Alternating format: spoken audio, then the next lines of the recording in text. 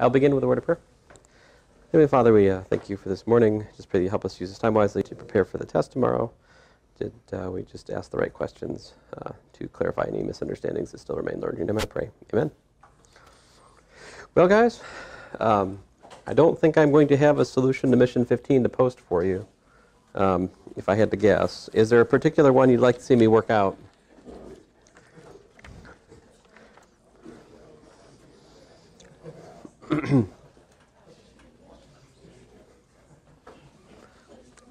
I mean, unless I wrote a solution when I don't remember. But at the moment, I have to write solutions for a few other things, which are unfortunately a little bit more pressing. What's that? 183?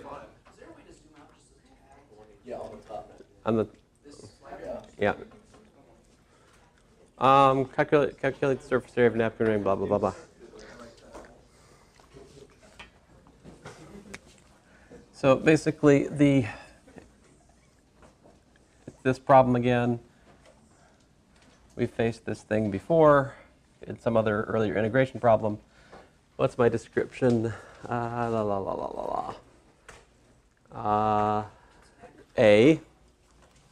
Is it diameter A? Cylinder has radius A. Oh, so Radius R. Radius A and R. The sphere has radius R. The sphere has radius R. Cylinder has radius A. okay, so this is R, that's A, which makes this guy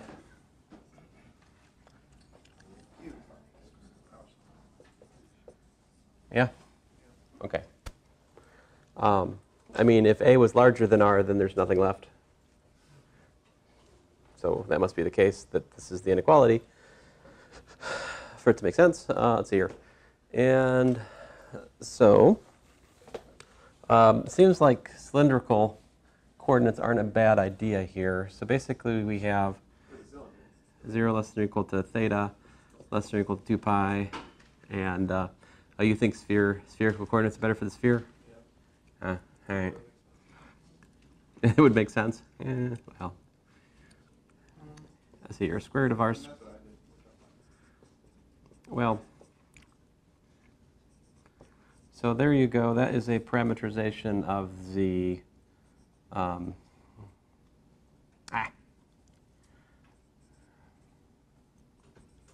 This describes.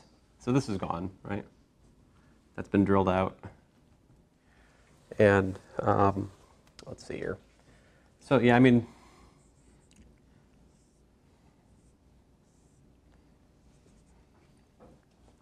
so the area of the inner surface, this guy would be what? It would be 2 pi, the length, 2 pi AH, right?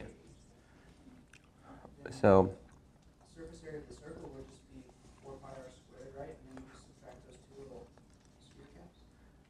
well, yeah. Inside area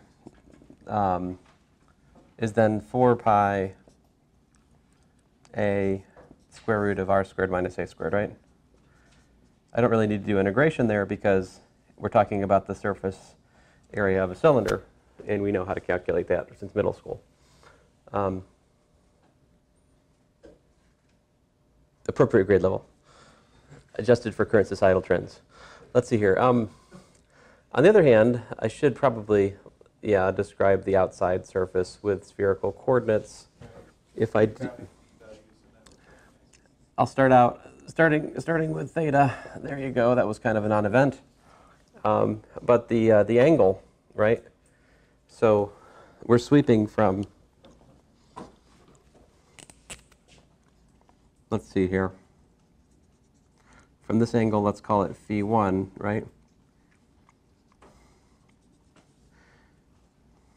Down to, well, not down to here, right?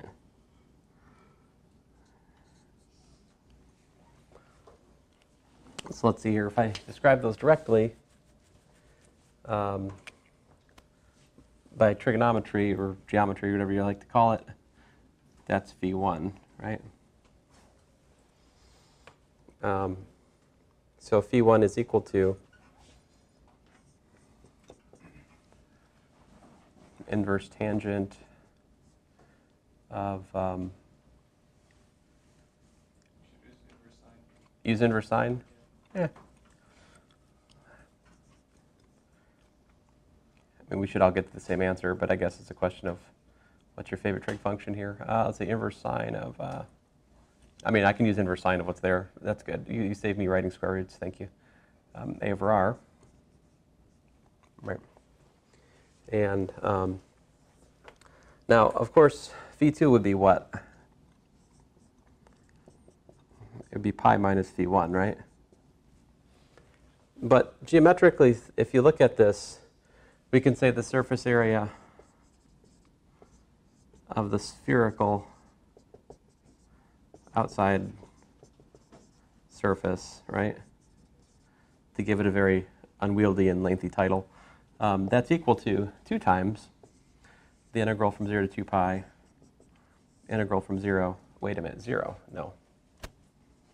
This guy, inverse sine a over r,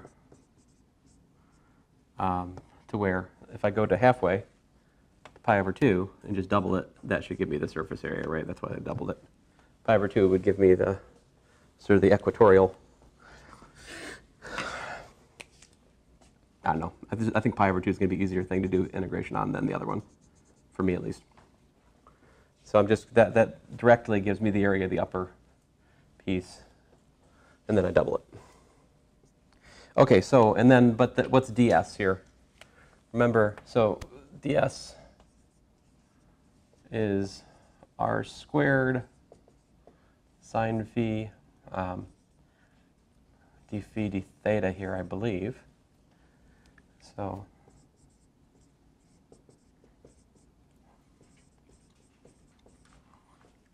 let's see here. So the theta just integrates out to 2 pi, so we get 4 pi r squared. And Sam's, well, see, in retrospect, I think I should have written this as inverse cosine of what? What's that?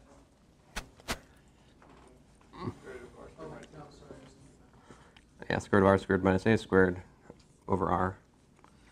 The reason for doing that becomes quite apparent in this next step, because the integral of sine is minus cosine, and I evaluate from where? From inverse cosine of the square root of r squared minus a squared over r, and the upper bound pi over 2.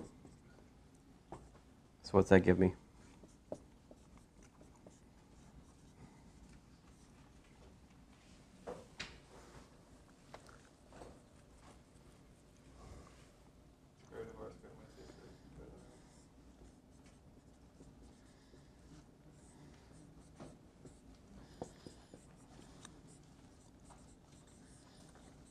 Interesting. So this plus that, so the total surface area, 4 pi r square root of r squared minus a squared, plus 4 pi a square root of r squared minus a squared, yeah, by my calculation here. If you're budgeting painting napkin rings, then this is how much surface area you should plan for, assuming that you can paint the inside and outside areas equally and according to the same sort of economic whatever. Touch of paint. Okay. What happens if a goes to 0 in this formula? A goes to 0, holding r fixed. This piece drops out. Right, that goes to 0, and this piece goes to 4 pi r squared. That makes sense. What happens, I'm not sure this other limit makes sense, but what happens in the limit as a goes to r? Yeah, we get r plus a times the square root of r squared minus a squared going to 0, which, yeah, that also makes sense. I could think some sort of in-between limit, but that's enough. Enough. Other questions about this homework? Again, I have gone over the solutions to, 186 and 187 and 188 on that Friday that some of you were missing. We almost solved 189 last class, right? Let me go ahead and solve 190 right quick. So find little f and g. We're trying to solve what?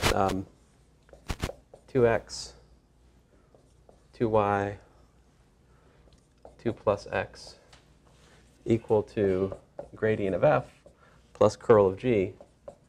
So if we adopt my strategy, we should try to peel off a conservative piece and a non-conservative piece, right? So this I see splitting into 2x, 2y, and 2 plus 0, 0x. So what I want is to make this thing the gradient of f for some little f, right? And I'm going to try to make this the curl of g for some appropriate choice of g. Now, the curl of g is what?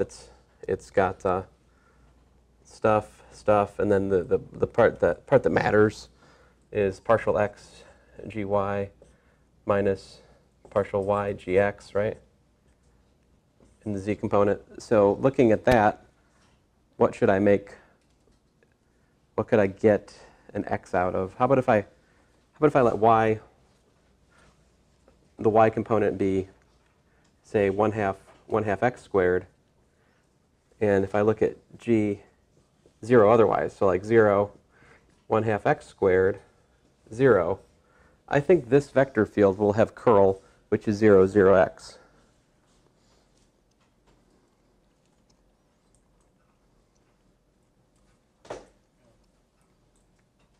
And you guys can, the easier part, of course, is to figure out what f, little f is. What's little f?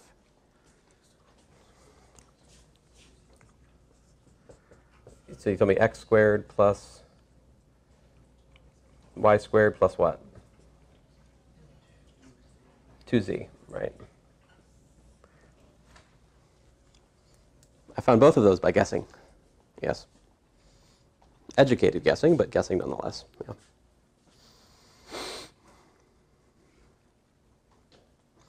I can't do problem 191 unless I have the formula for the divergence and curl and spherical coordinates in front of me. I suggest you have the formula for divergence and curl and spherical coordinates in front of you on your formula page tomorrow, right? With that, that becomes a gift, right?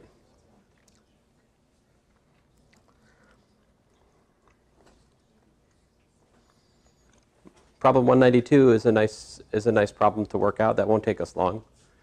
So let's do that.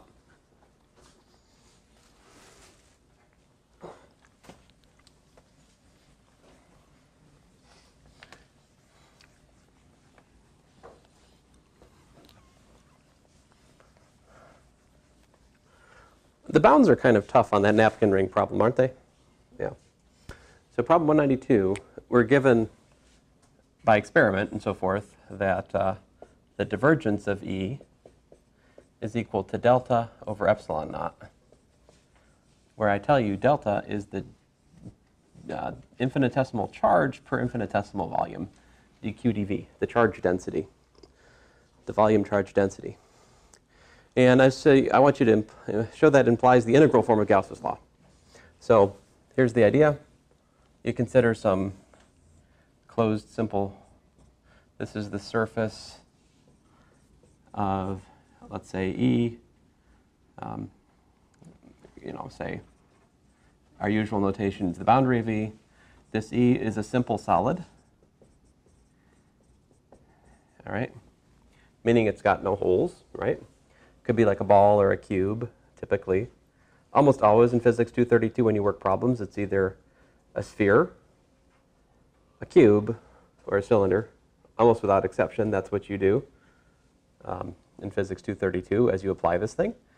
So we want to calculate, we want to derive the integral form of Gauss's law. So what we do is we integrate the divergence of the electric field over E, right? Now Gauss's theorem, what does it say? It says that that's equal to the surface integral of E dot ds over the boundary of E.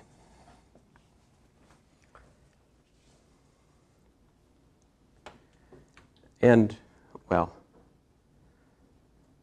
I guess I suppose, technically speaking, this is a slight abuse of power, because in truth, the fundamental thing is the Coulomb field, and that's actually the field for which there's a divergence where the charge is. So it's a little bit troubling that you're always necessarily working with volumes where the electric field is inside not defined, as long as you believe in the localization of charge. But anyway, the rosier story here is that after you sort through the details of the direct delta function, the divergence theorem extends naturally. So there's actually no harm. So forget what I just said. It makes sense. Okay, so here's your divergence theorem. And this, by Gauss's law in differential form, is what? It's the integral over the volume of what? dq dv, which is delta, right, divided by epsilon naught. And over here, we have, what is this? This is the flux of E through the boundary of the simple solid, right? But what is the integral of dq? I lost my dv. Oops. That's kind of important because they cancel in some sense, right? And if you allow me this short Mangel-style calculation, this is the charge enclosed divided by epsilon naught.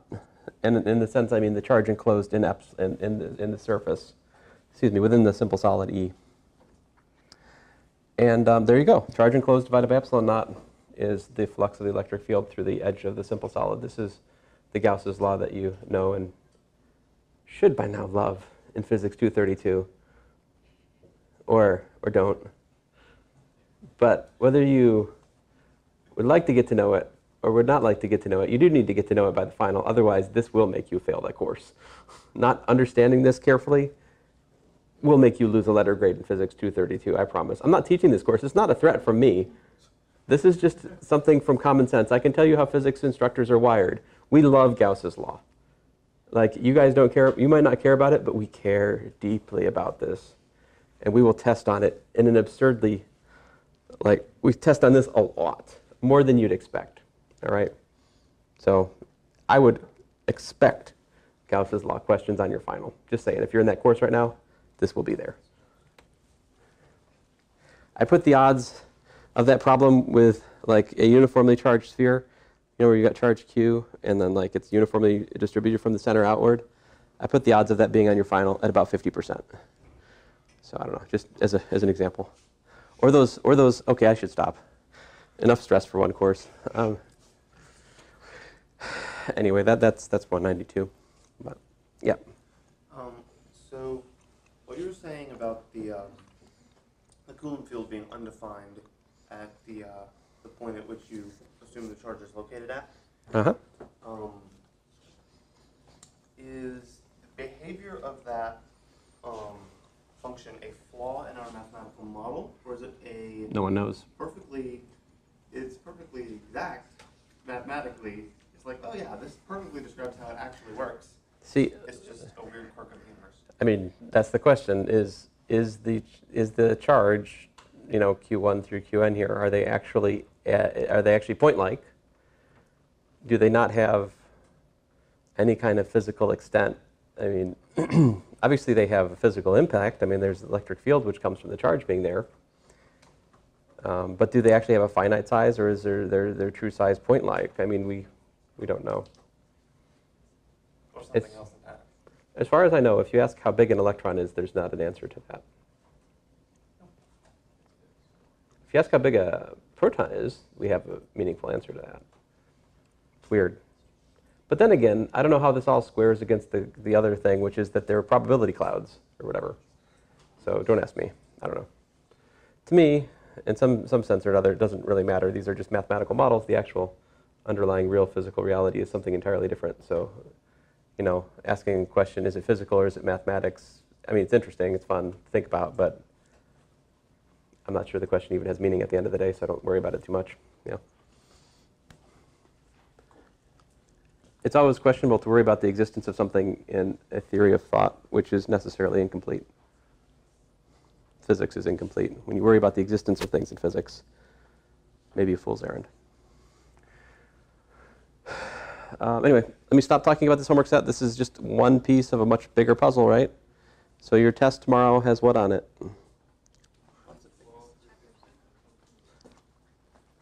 Let's see here. If only we had something which was kind of like an old test to look at. Oh, yes, Math Battle 7 was right. What about the first couple of problems on the second part of Math Battle 7? Me Math Battle 8? Yes. Those are possible. Like I said, make sure you have the formula sheet so you could calculate those if it came to it. I don't think those would be worth a lot, but they might be there. To me, your ability to plug and chug a spherical or cylindrical coordinate formula, I think that's something I would like to see students from this class attain, right? But to me, the ability to set up a line integral or a surface integral and or interpret them to apply Green's, Stokes, and divergence theorem are way, way higher on my priority list, right? You know, let's see, this C, let C be a curve from 1, 2, 3. Now, you know, you see a question like this. What should this shout out to you? I didn't tell you which curve, did I? So for this problem to make sense, it has to be, it either has to be conservative or I'm willing to grade infinitely many different curves, right? So being that I'm lazy, and that was not a comment. That was mid-sentence. You got me off mid-sentence. I was not saying you're lazy. That was just, that was Ward's Road, traffic, stupid, right? Okay, yes.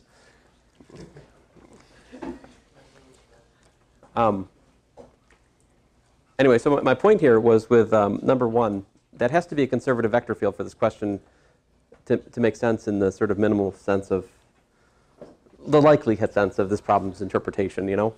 So if you look at this, their vector field is xy squared, yx squared, comma 1, right?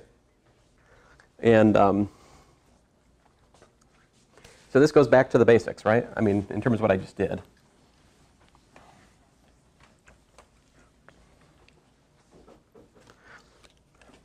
So remember, if we have the integral of PQR dot dr over a curve, then we've learned that we can also look at that in terms of its differential integral of this differential form, right?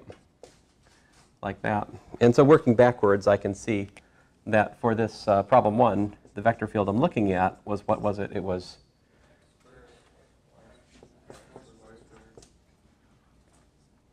yx squared? 1, right? So if this is, you know, the question is this conservative? Well, yes. Guess.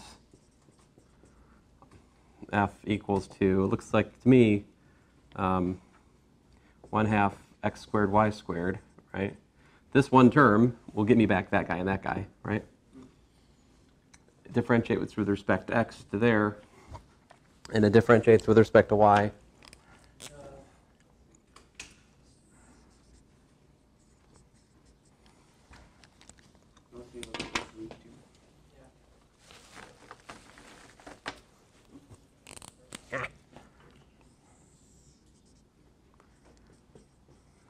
And then you guys told me plus what? Plus c, right? So to calculate the integral of c, yeah, plus c, but we don't need it, of f dot dr, well, I can use the fundamental theorem of calculus for line integrals, which is, that's nabla f dot dr. And this curve, now this notation makes sense that I'm about to write. When we have a conservative vector field, we can just revert to sort of our old kind of notation. This is a common practice for these sorts of line integrals. This only makes sense for a conservative case to write just the endpoints of the integral. And then, so in this notation, the fundamental theorem of calculus is that that's f of 555 minus f of 123, whichever that is, you know. Well, let me skip ahead here. There at 12.5. Okay, yeah, there we Anyway, any questions about that general idea? So what are the, we had 4 or 3, depending on the account, equivalent characterizations of conservative vector field. What were they? The following are equivalent. 0 for all.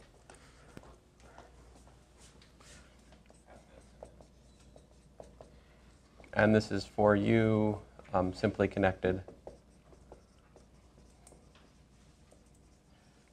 Subset of R3, f equals to the gradient of some potential function. That was our definition. I heard the curl of f is 0.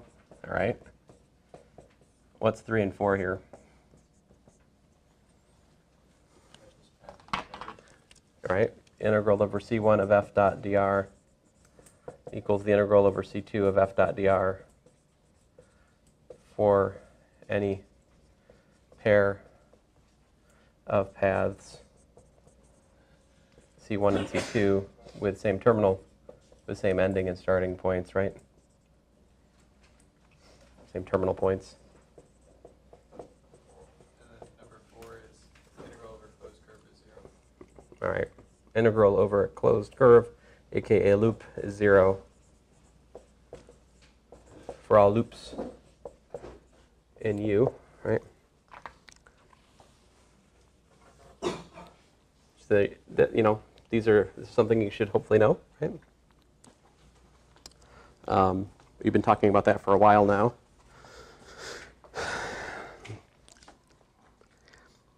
You have five standard examples, right? We can calculate the surface area or center of mass if we're given a density. Certainly of cones, spheres, cylinders, planes, graphs, right? Parts of those things. Let's see here. Any questions? Let's see here. This problem intends the use of the divergence theorem. Calculate the flux of the vector field x cubed minus yx squared minus cx squared through the positively oriented sphere. All right. So the divergence of f here is 3x squared minus x squared, aka x squared, right? So I just decided it was easier to calculate the integral of the divergence as opposed to the flux directly, right? So that's why I used the divergence theorem to trade this surface integral for this corresponding volume integral, right? And then I had to do the appropriate sort of spherical coordinate integral to do that, you know? So you still need to know things like integral of sine cubed, cosine cubed, sine squared, cosine squared, all your favorite trig integrals come up here, right? Any questions? So we all understand the divergence theorem or Gauss's theorem? The integral of the divergence over a volume is the integral, is the surface, you know, is the flux of the vector field through the boundary of the volume. If your volume has a hole in the middle, it counts inside holes as being, you know, oriented towards the center, whereas it counts the outside edge as being outward oriented, right? We discussed that as well. Use Stokes, now here, this problem 4, use Stokes' theorem to calculate this. Obviously, at least personally, I definitely don't want to integrate that, you know, x squared, comma, you know, my vector field f here would be x squared, comma, y squared, comma, minus x, right? So that vector field integrated along this, you know, square, well, it's rectangular, I guess it's rectangular, I don't know. Whatever it is, it's got 4 edges, right? I'd have to set up 4 different line integrals.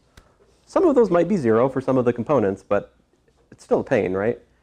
To me, it's so much easier to calculate the curl of the vector field and then to just calculate the surface integral of the curl over this graph. And so that's what I do here.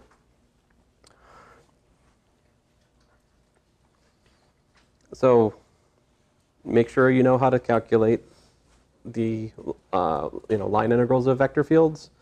You need to know how to calculate surface integrals of vector fields.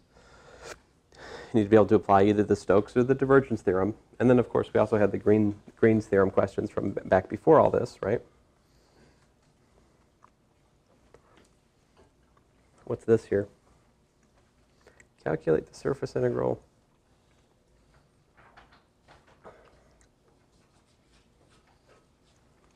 Now this one here, this is just a plain old garden variety calculate the surface integral. There's no kind of, you know, there's nothing especially complicated about S to make me want to use Stokes' theorem. Well, excuse me, anyway, I'm not calculating the integral over the edge of S either, right? I'm calculating the flux of F through S. So I might think about divergence theorem, but that's not helpful here per se because it's not a closed surface, right? So here I just decided to just straight calculate from the definition, right? I may or may not tell you on the question whether or not you should use a theorem or to calculate straight from the definition. Part of your job as a student is to come to an understanding of which tool is appropriate for the job, right? So that's one of the things you should think about as you finish your studying today is like, when should I use Stokes' theorem? When should I use Green's theorem? When should I use the divergence theorem, right? Now, obviously, if I tell you to do such, then do such. All right, that kind of takes the guesswork out of it. Another kind of problem I might ask would be something like verify Stokes' theorem, right? Verify Stokes' theorem would be a two-part problem. Part A would be to calculate the integral of the vector field F around the edge of a surface, right? Part B would be to calculate the curl and to calculate the flux of the curl through the surface. And then verify means to show that parts A and B, I mean, part C would probably be like, do they match? Right? If not, where's your error? No. When you took the dot product there, what happened to the ones?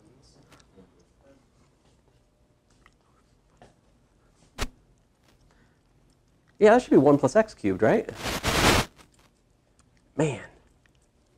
Curses.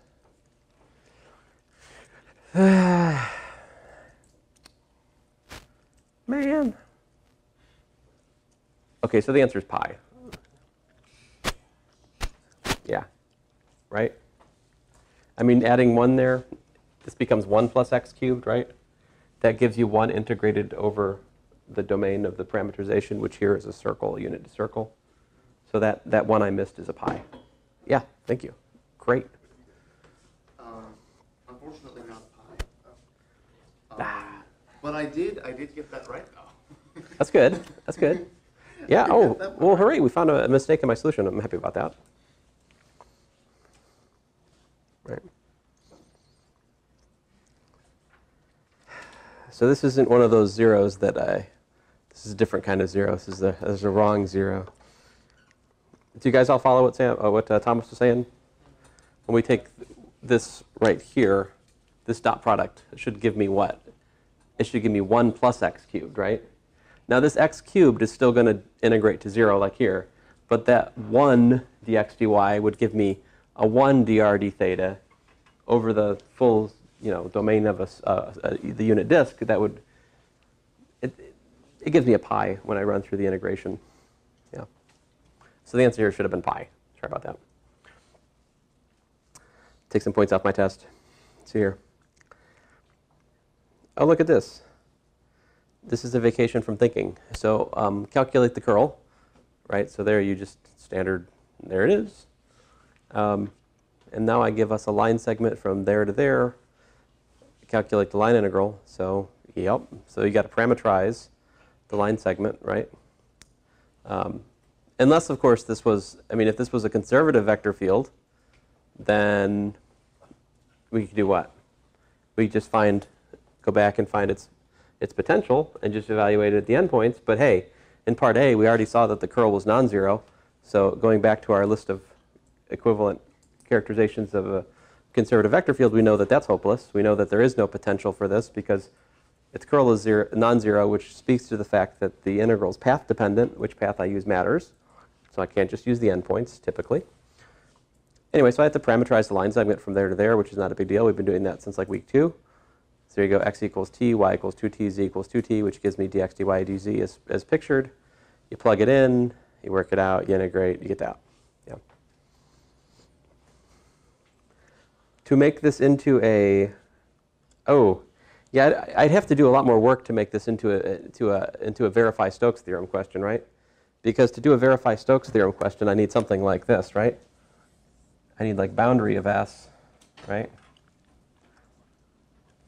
Eventually I'll close this thing, right? And then I also need, you know, an S. But here, this is my curve, right? That's the boundary of what surface?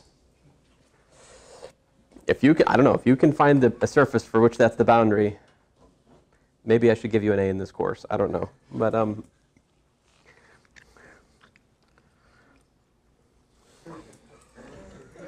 yes, I am very proud of this problem. Let's see here. Suppose that you have, so you know, this is getting back to, we have one, two, I think we had 3 separate deformation theorems that I've talked about in here, right? The one in the plane, the one for surface integrals, the one for line integrals.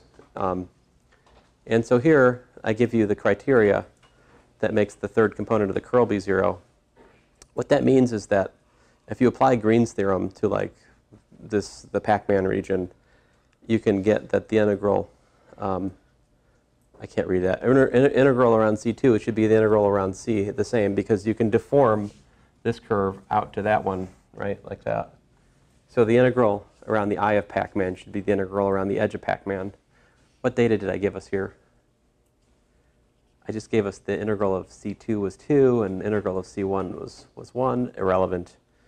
So C1 doesn't matter, C2 matters because C2 is inside here. So applying the deformation theorem to deform the eye of Pac-Man to Pac-Man itself, kind of gruesome. Don't worry, he doesn't really exist. The answer is 2, yeah. So this problem does something that's rather malevolent. It gives you unnecessary information, which students who don't understand will feel the necessity to do something with, right? Kind of like let M be a symmetric matrix. Ah, yes, exactly like let M be a symmetric matrix, although that was not intentional, and it's from another course, but yes. We were very confused. Yeah, you should have been. It was from a more complicated, anyway, I digress. By the way, what was it, problem 159, Dustin? You sent me an email. I have this, there's about a 50-50 chance when I'm like a little bit sleepy and working on homework that I'm going to take the point 0, 1 and I'm going to put it over here because I'm an idiot. So like I solved one of your homework problems for this, but it is most certainly this, right? No good. So it was this I was supposed to do the homework problem for. What was it, 159? 159, I have solved for the lower triangle. It should have been solved for the upper triangle. My solution for the lower triangle is the correct solution, I believe, for a very similar problem, but not the problem you were assigned, right? So problem 159, solution, bit. Well, it's just wrong, okay? I won't say it's a bit wrong. It's just wrong. This is not a typo error. This is just a conceptual, well, I don't know. You blame me how you want. But anyway, 159, it's not. So this one here, this is pretty transparently a Green's theorem problem because you don't really want to calculate these 3 line integrals necessarily. It's a little bit easier to do an area integral. I don't know, I guess it's debatable which is easier, to do the line integral directly or to use Green's theorem. You be the judge. Problem 9, you'd be like, please, can we have problem 9 on the test? I would like number 9. I welcome number 9. And again, number 10 is essentially the Pac-Man problem all over again. It's again about the deformation theorem, which is important. I want you to try to understand that. Anyway, I'll shut up since our time is up. Thanks, guys. It's been a good semester. You definitely the strongest Calculus 3 class I've ever taught, without a doubt. So keep up the good work.